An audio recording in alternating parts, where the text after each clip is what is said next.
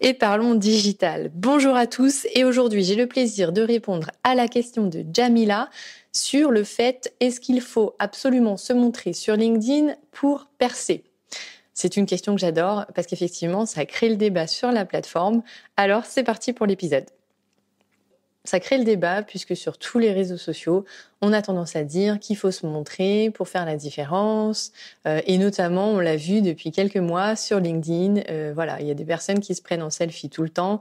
Moi, j'ai des clients qui viennent me voir et qui me disent « Non mais attends, est-ce qu'il faut que je me prenne en selfie tous les jours ?» Et à ce moment-là, c'est pas possible. J'ai même des clients qui ont voulu quitter la plateforme LinkedIn à cause de ça.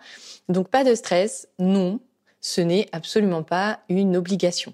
Il faut se rappeler que LinkedIn, c'est un réseau social B2B, donc qui est dans un milieu professionnel. Et c'est vrai que l'idéal, c'est d'avoir une communication qui tourne autour de ton expertise professionnelle, Jamila. Pourquoi ton expertise professionnelle est importante? Eh bien, pour montrer que tu maîtrises un domaine particulier, que c'est toi l'experte, ou alors que tu as des connaissances parce que tu fais une veille sur un domaine qui t'intéresse. Il y a une autre partie qui prend de plus en plus d'ampleur, il est vrai, et qu'il ne faut absolument pas négliger, c'est le côté personnel.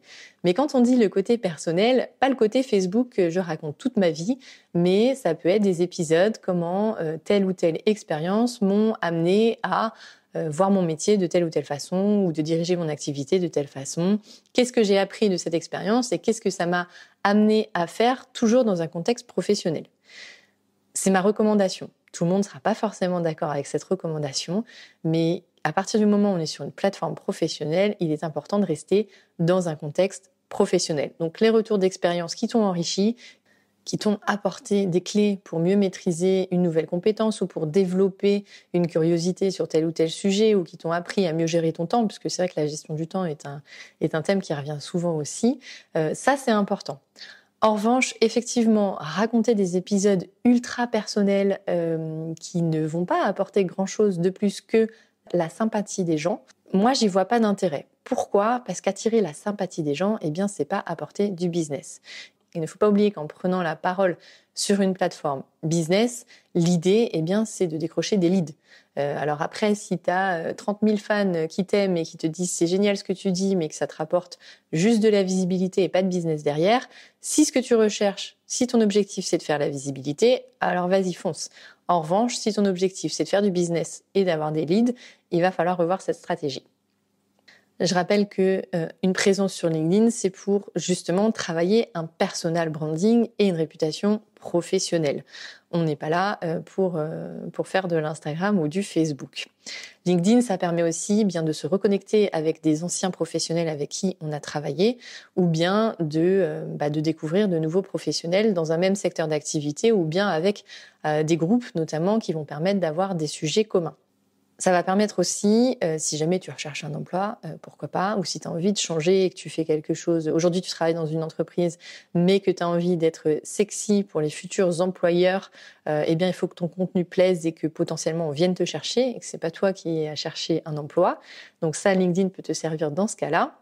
Ça va te permettre aussi d'établir, de t'établir en fonction de l'intensité et de la fréquence de communication comme une experte reconnue dans ton domaine.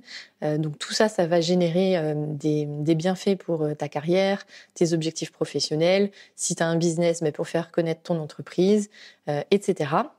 Et évidemment, il ne faut pas négliger son profil. Donc, il faut avoir un profil aux petits oignons, optimisé, avec une image professionnelle, une photo professionnelle, une photo de cover qui représente, si possible, ton activité, le détail de tes expériences professionnelles, tes infos qui soient bien remplies, de mettre les petits tags en tant que créateur de contenu pour bien remonter sur tel et tel domaine d'activité qui sont les tiens. Quelque chose qu'on oublie souvent, mais se faire recommander par son réseau aussi va permettre d'améliorer ta crédibilité professionnelle. Si par exemple, tu as eu un autre métier qui n'a rien à voir et que tu veux, par exemple, tu as travaillé dans la restauration et maintenant tu veux être experte en marketing digital, eh bien, il va falloir que tu demandes à tes clients, à tes partenaires de bien vouloir te faire des recommandations dans ce nouveau domaine d'activité qui est le tien et sur lequel tu veux percer. Et pour répondre à cette question doit-on se montrer sur les réseaux sociaux, je ne serais pas complètement tranchée en disant ne vous montrez pas. Évidemment, ça attire la sympathie puisqu'on humanise la relation. Ce qu'il faut, c'est bien mettre le curseur entre j'humanise et je montre que je suis une personne avec mes qualités et mes défauts, et qu'est-ce que ça m'apporte, et qu'est-ce que ça apporte à ma carrière. Donc ça, c'est important, il faut le garder. Maintenant, il ne faut pas faire que ça, d'où trouver le curseur pour pouvoir mixer avec aussi du contenu professionnel qui va nourrir soit ta carrière si tu as envie de continuer dans le salariat, soit de te permettre de t'établir comme une référence dans ton domaine pour générer plus de business. Donc vraiment, ajouter un curseur avec les deux. Pour résumer, des selfies tous les jours, non. Mais de te montrer de temps en temps, oui, c'est important. Il faut, c'est comme pour tout, avoir la mesure de ce que tu souhaites et évidemment définir les objectifs qui vont être importants pour toi. Si tu cherches la notoriété, uniquement de la visibilité, tu peux avoir une stratégie de personal branding ultra personnelle. En revanche, si tu cherches à faire du business et à avoir des leads, il faut avoir une stratégie qui ajoute du business pour, en tout cas, tes connaissances et ton expertise dans un domaine pour pouvoir te générer des prospects. Voilà Jamila, j'espère que j'ai répondu à ta question. Et c'est parti pour l'anecdote. Mon anecdote va concerner Instagram. Instagram, c'est quand même le réseau social de la photo où effectivement on est très lifestyle, on est très humain et évidemment il faut se montrer. C'est une vraie force pour faire la différence. Et j'ai accompagné une cliente qui, elle, détestait prendre la parole, se montrer. Enfin, c'est le cas de beaucoup de mes clientes et clients de toute façon. Se montrer de temps en temps, pourquoi pas, mais se montrer constamment, là, ça devient plus difficile. Et donc, ça a été un vrai challenge en fait de réflexion sur comment se montrer sans se montrer.